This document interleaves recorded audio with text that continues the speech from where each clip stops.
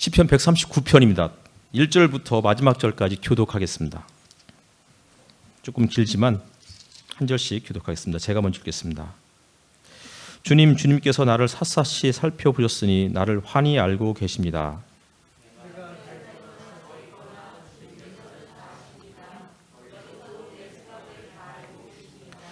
내가 길을 가거나 누워 있거나 주님께서는 다 살피고 계시니 내 모든 행실을 다 알고 계십니다.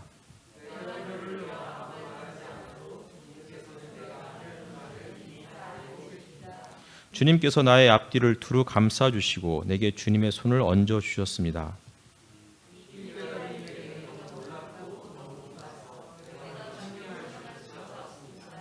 내가 주님의 영을 피해서 어디로 가며 주님의 얼굴을 피해서 어디로 도망치겠습니까?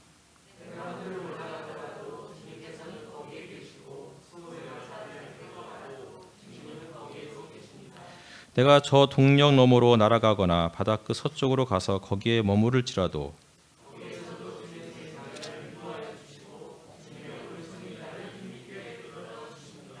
내가 말하기를 어둠이 와락 나에게 달려들어서 나를 비추던 빛이 밤처럼 되어라 해도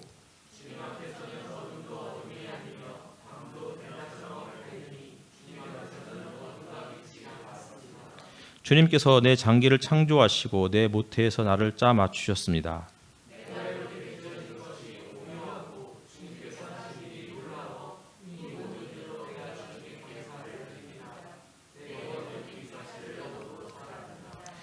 은밀한 곳에서 나를 지으셨고 땅속 깊은 곳 같은 저 모태에서 나를 조립하셨으니 내 뼈 하나하나도 주님 앞에서는 숨길 수 없습니다.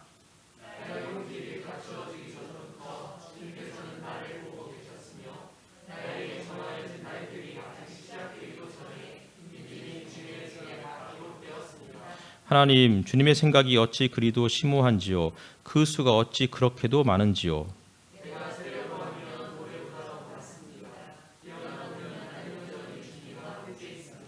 하나님, 주님께서 악인을 죽여만 주신다면 피 흘리게 하기를 좋아하는 자들아 내게서 물러가거라.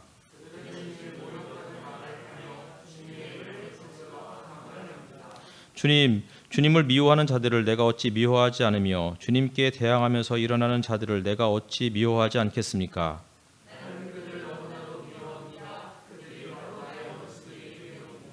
하나님, 나를 샅샅이 살펴보시고 내 마음을 알아주십시오. 나를 철저히 시험해 보시고 내가 걱정하는 바를 알아주십시오.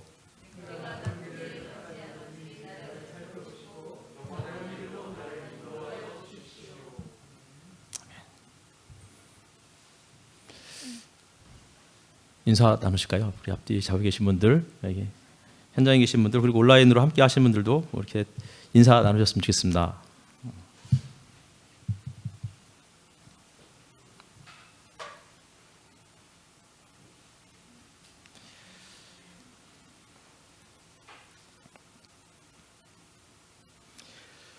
(2021년도) 한 해가 또 저물었습니다.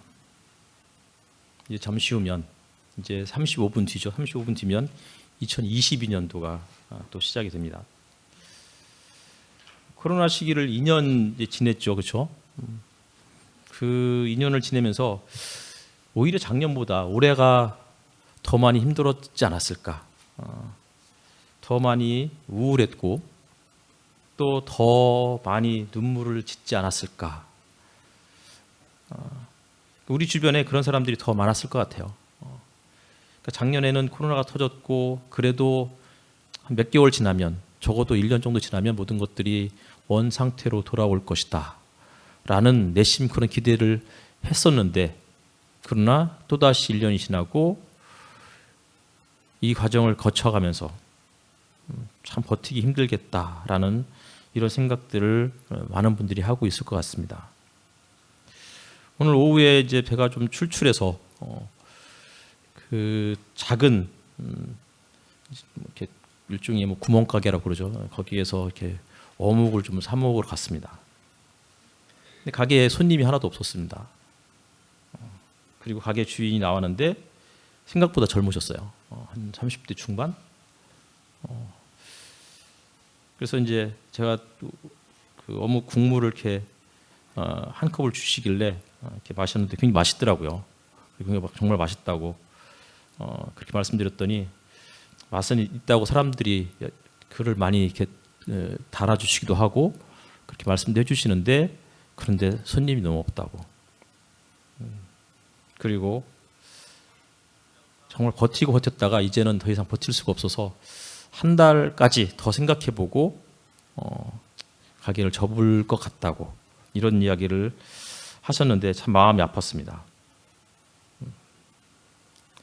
코로나로 폐업하는 이런 자영업자들이 참 많은 거죠. 그리고 뭐 이렇게 지나가다 보면 상가 건물에 임대 이렇게 붙어 있는 그런 글귀들이 눈에 띄게 많이 늘었고 이미 이제 빈 상가들도 굉장히 많습니다. 저녁에 이제 한 성도님으로부터 전화를 받았습니다. 이런저런 이야기를 함께 나눴죠. 그리고서는 마지막에 저에게 한마디를 해주셨는데 순간 이게 목이 탁 메여왔습니다. 이런 내용이었죠. 목사님, 올 한 해 정말 힘드셨을 텐데 잘 버텨주셔서 감사합니다. 사실 뭐 제가 버텼던 건 아니었거든요. 오히려 끝까지 지지해 주시고 믿어주신 또 우리 성도님들이 계셨기 때문에 사실 성도님들이 버텨주셨기 때문에 저도 버틴 거고 또 교회가 그래서 지금까지 존재하는 것이다라는 생각을 하게 됩니다. 그래서 제가 잘 버텨서 감사하다는 말을 들을 게 아니고 사실은 제가 감사를 드려야 되는 거죠. 여러분들이 잘 버텨주셨고 2년이라는 세월 동안 참 정말 전화를 많이 받았어요. 먹고는 사냐? 왠지 이런 전화 있잖아요.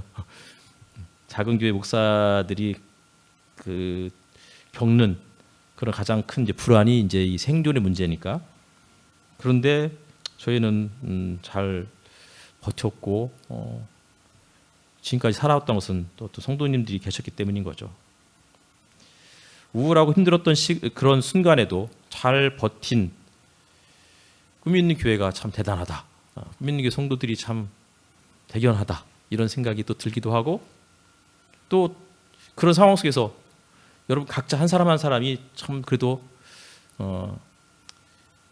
훌륭한 일을 해냈다. 2년을 버티는 것은 누구보다도 쉬운 일이 아닌데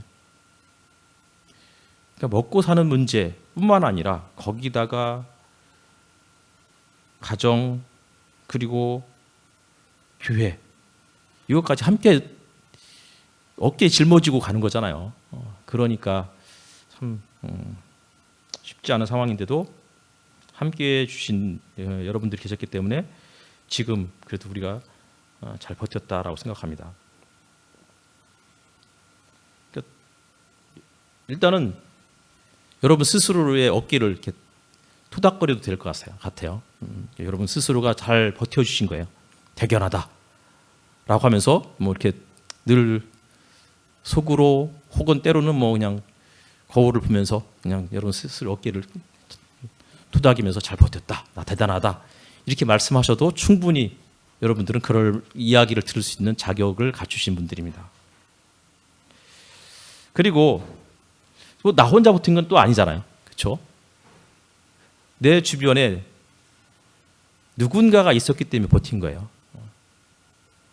그 누군가가 뭐 가족이 될 수도 있겠고 그 누군가가 친구가 될 수도 있겠고 그 누군가가 또 교회 성도들이 될 수도 있을 것 같아요.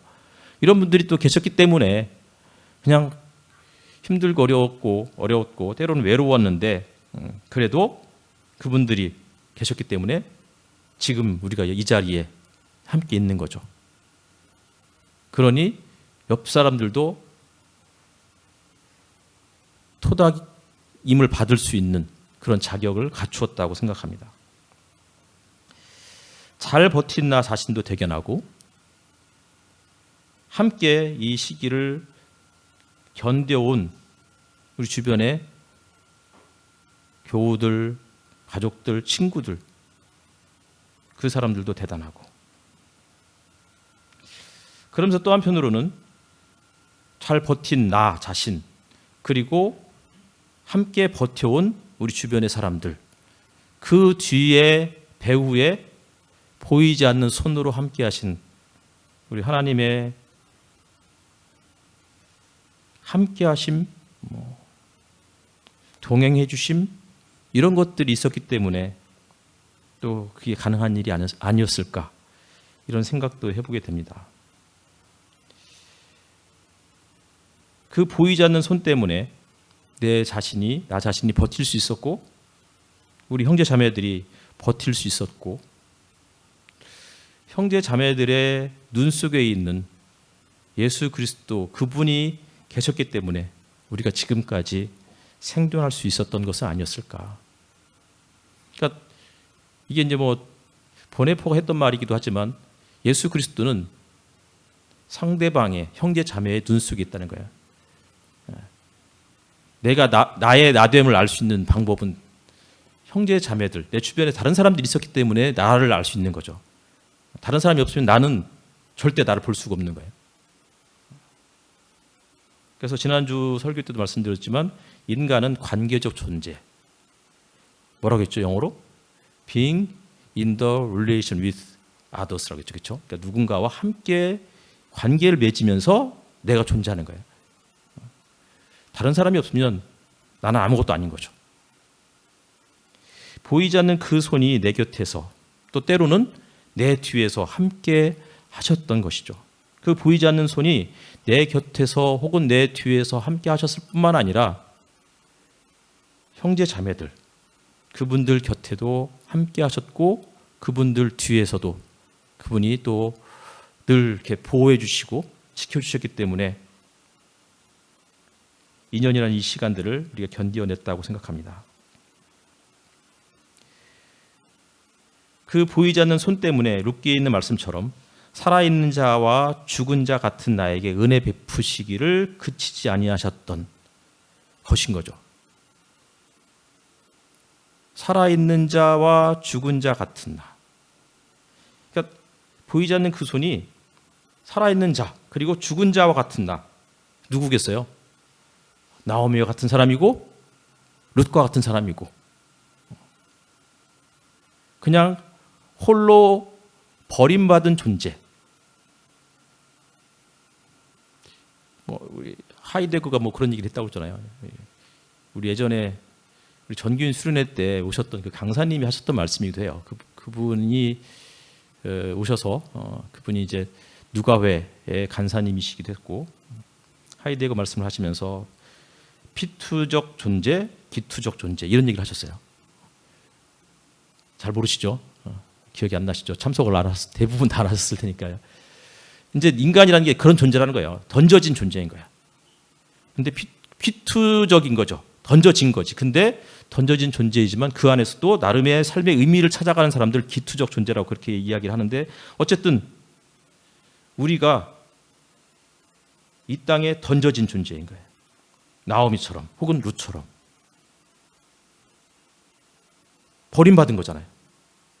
남편이 죽었고 아들이 죽었고 홀로 남은 그들에게 그 보이지 않는 하나님이 함께 하셨기 때문에 살아있는 자 혹은 죽은 자 같은 나오미에게, 룻에게도 은혜 베푸시기를 그치지 아니하셨다.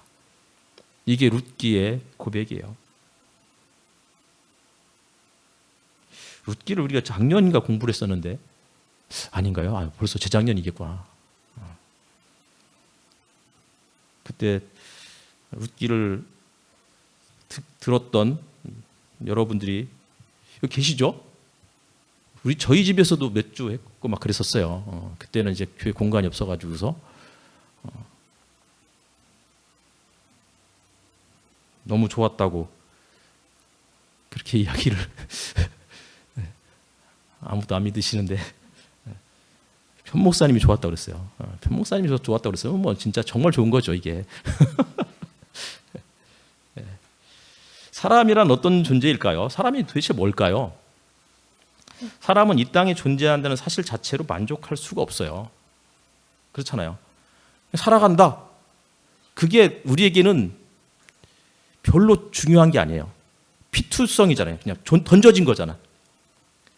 던져진 게 우리 그런 얘기 많이 하잖아요. 어머니 왜 나를 낳으셨어요? 왜 나를 낳기만 하고 왜 책임지지 않아요? 이런 얘기를 우리 사춘기 때도 참 했던 것 같아. 나도 저 사람처럼 저 집 애들처럼 뭐 하고 싶은데 할 것 많은데 왜 나는 그렇게 안 해주냐? 그러면서 막 그 불만이 많아가지고서 막 따졌던 이런 때도 있었던 것 같아요. 그러니까 사람은 그런 거예요. 이 땅에서 그래도 내가 살아가는 것 그것으로 사람이 만족할 수 있을까? 절대 그렇지 않은 거예요. 그러니까 존재하는 것, 살아가는 것 그 자체가 불안한 거죠. 불안한 거죠. 근데 이 불안해하는 이유가 이 땅에서 사실은 존재하지 않기 때문에 불안한 게 아니잖아요. 존재하는데 불안한 이유가 뭐예요? 존재감이 없기 때문에 그런 거예요. 인정받지 못했기 때문에. 사람으로 인정받지 못하는 거죠. 그냥 나로서 존중받아야 되고 나로서 인정받아야 되는데 꼭 다른 사람이 원하는 식으로 나를 만들어 가려고 하는 거죠. 너는 왜 이렇게밖에 못해? 나는 그냥 난데. 내가 하고 싶은 것을 저 사람에게 원하는 거죠. 이 강요하는 거죠, 강요. 시편 기자가 139편에서 이렇게 시작을 하죠. 제가 읽어보면 주님께서 나를 샅샅이 살펴보셨으니 나를 환히 알고 계십니다. 주님께서 나를 샅샅이 살펴보셨으니 나를 환히 알고 계십니다. 예, 우리 피투적 존재 막 이렇게 했더니 피 튀기는 존재, 피투성의 존재.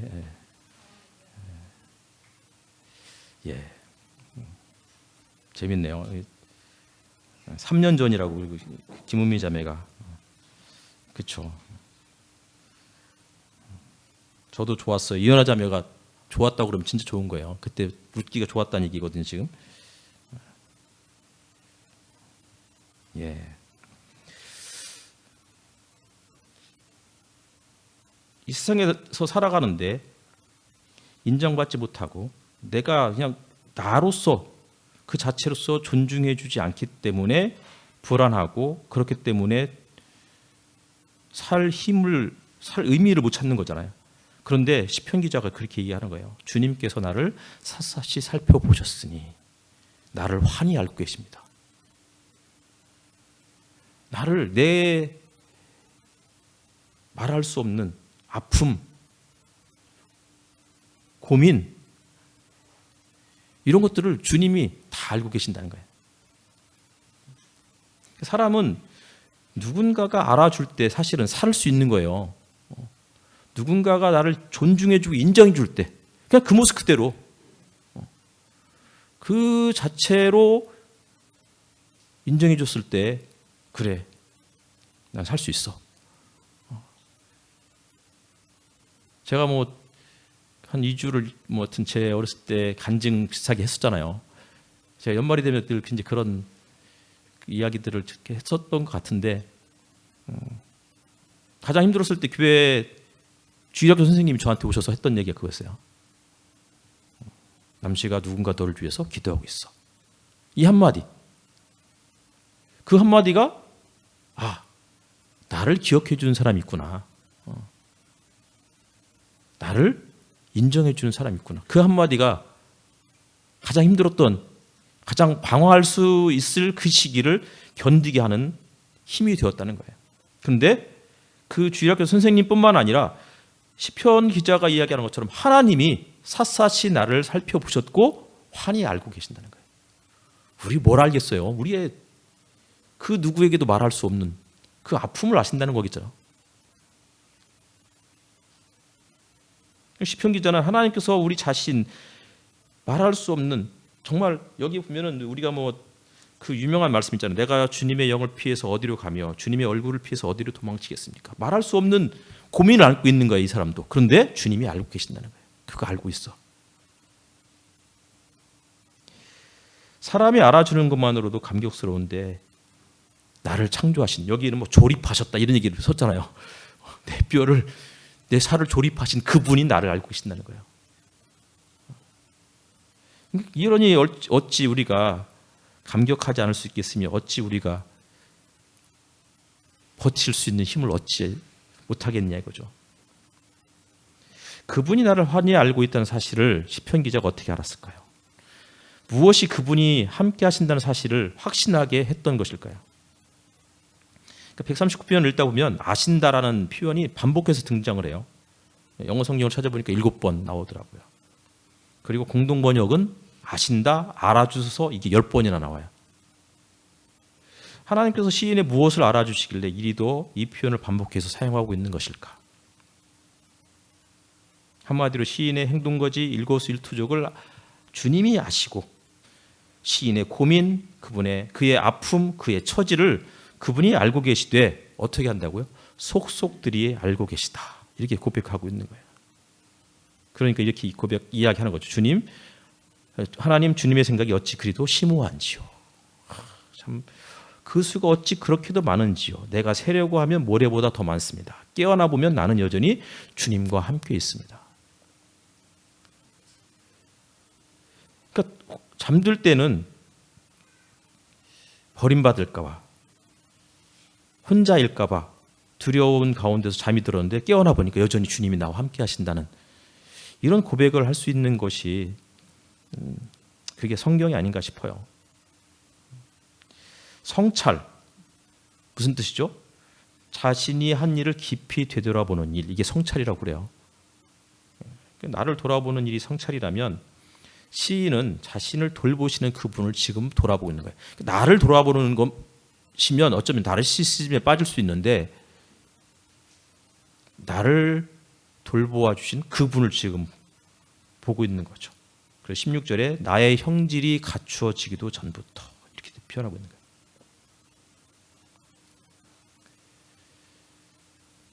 그때는 잘 몰랐어요. 그때는 그냥 혼자인 것 같았고 그때는 버림받은 줄 알았고 누구도 나와 함께하지 않는 것 같고 누구도 나를 인정해 주지 않는다고 생각했는데 조금 시간이 지나고 보니까 누군가가 나를 인정해 준 거죠. 누군가의 입을 통해서 누군가의 따스한 손길을 통해서 그리고 그 누군가의 따뜻한 말 한마디를 통해서. 근데 그것이 뭐냐면 그 뒤에 보이지 않는 손이 있었다는 거죠. 그래서 이렇게 얘기하는 거예요. 그분의 손길이 안 미치는 곳이 하나도 없다. 지금은 잘 몰라도 시간이 흐르면 지금의 아픔이나 고난 중에서도 여전히 그분이 우리와 함께 하셨다 라는 사실을 고백할 날이 오지 않을까. 누군가가 제게 물었어요. 그 진짜 험난했던 그 시기를 어떻게 버틸 수 있었느냐. 제가 뭐 전에도 한번 말씀드렸지만 아마 이 이야기 들으신 분은 없었을 것 같은데 저희 어머니 돌아가시고 나서 초등학교 2학년 겨울방학 때 돌아가셨으니까 그리고서 이제 뭐 거의 이제 떠돌이 생활을 하는데 다 버려도 버리지 못한 게 있었어요. 책가방과 그 속에 교과서. 그래서 그 교과서 뭐 초등학교 2학년 교과서 해봤지 글씨가 얼마나 되겠어요. 뭐 철수의 안녕, 영의 안녕, 그건 1학년 때였나? 하여튼 뭐 2학년 때 교과서는 잘 뭔지 우리 기억이 안 나지만 어쨌든 간에 그건 못 버리겠더라고. 언젠가 학교를 갈 수 있어. 언젠가 내가 학교 가서 공부하고 언젠가 나를 또 뭐 우리 하나님께서 그 회복시켜 주실 그날이 올 거야라는 그 뭐 초등학교 2학년 9살짜리 애가 뭘 알겠어요. 그냥 막연한 기대감인 거잖아요. 근데 그게 기도가 된 거죠. 하나님이 언젠가 나를 그렇게 해주실 거야. 그리고서 그 시기를 1년 8개월인가 시기를 지나고 나니까 그 믿음이 나를 살게 했구나. 이런 생각이 나중에 들더라고요. 14절을 보겠습니다. 14절. 우리 14절을 한 목소리를 한번 읽어볼까요? 보이시나요? 14절 한번 같이 읽어보겠습니다. 시작.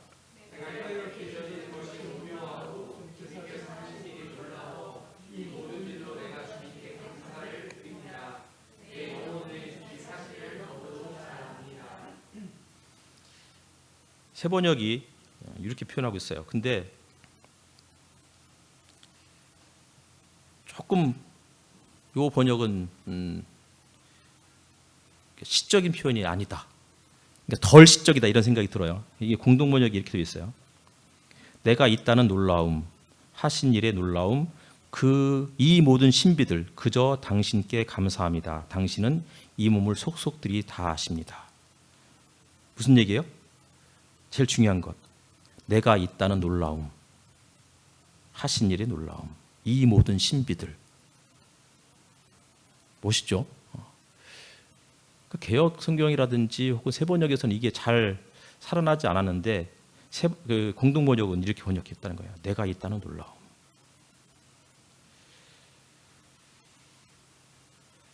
그냥 아무것도 아닌 자인 줄 알았어요. 그 누구도 무관심한 채 그냥 던져진 존재인 줄 알았는데, 피투적 존재인 줄 알았는데, 그런데 칠흑 같은 어두운 밤에 황량한 벌판 한복판에서 홀로 서 있는데 누군가로부터 해코지를 당할까 봐 두려워하고, 여기서 그냥 사라져도 그 누구도 나를 내가 사라진 것을 아무도 인식하지 못할 것 같은 그 느낌을 언제 받은 적이 있었냐면, 미국 여행을 하는데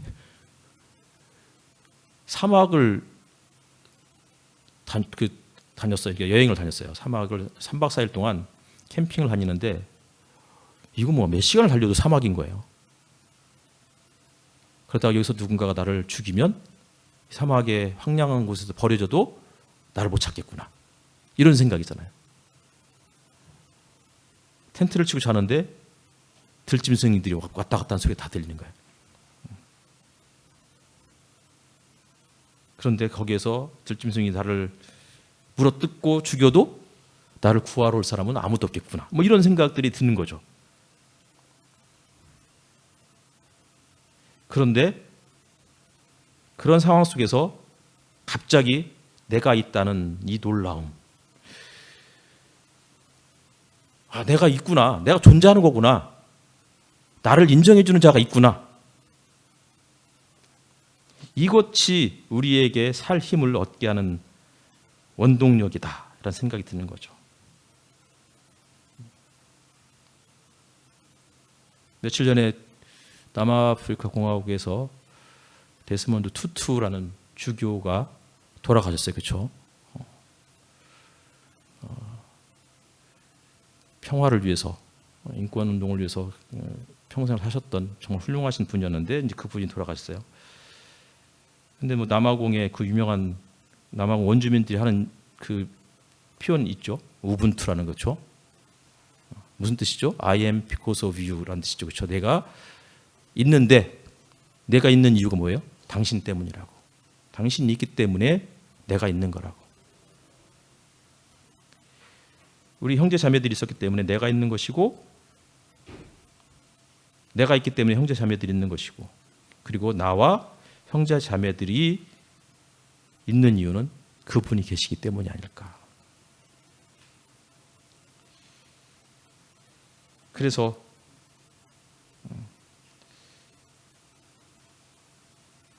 내가 있다는 놀라움, 이거를 발견했으면 좋겠다, 이런 생각이 들고, 내년도에도 혹시 살면서, 내년도에도 뭐 작년에도 똑같이 말씀드렸지만 특별히 달라질 거 없을 거예요.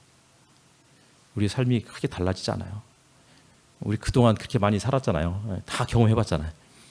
우리 희망 고문이라는 거 다 아시잖아요. 내년에 더 좋아질 거야? 그렇지 않아요. 달라지지 않습니다. 세상은 그렇게 쉽게 바뀌지 않아요. 그런데 세상이 바뀌지 않아도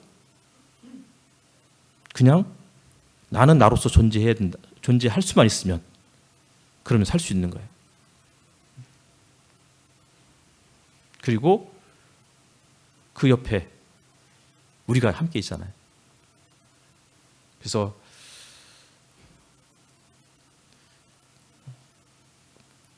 잘 2년 동안 버티셨던 것처럼 2022년도도 조금 더 또 버티셨으면 좋겠어요. 근데 혼자 버티지 마시고 우리 함께 버텼으면 좋겠습니다. 보이지 않는 그분의 손길을 기대하면서, 그리고 조금 더 용기를 내서 먼저 수화기를 드시고 먼저 문자를 보내시고 나 존재한다.